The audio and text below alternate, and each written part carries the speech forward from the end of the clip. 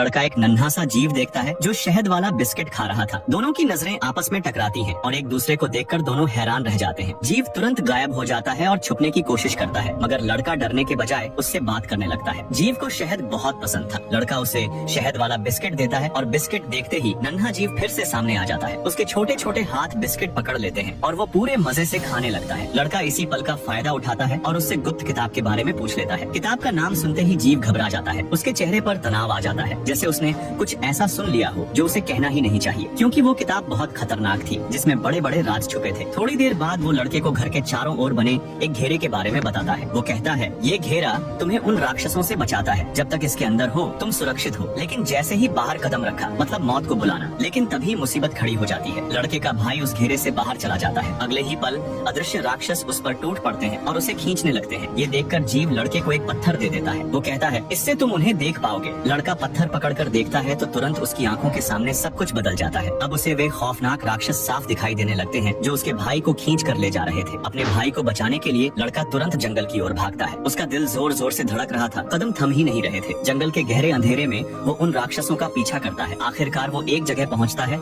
जहां राक्षसों ने उसके भाई को एक बड़े पिंजरे में कैद कर रखा था। लड़का कोई हल ढूंढ ही रहा था कि उसकी नजर एक और पिंजरे पर पड़ती है। उसमें भी एक जीव कैद था, मगर वो बाकियों से अलग लग रहा था। उसकी आंखों में एक अलग सी चमक थी, जैसे वो दुश्मन नहीं बल्कि किसी गहरे राज का हिस्सा हो।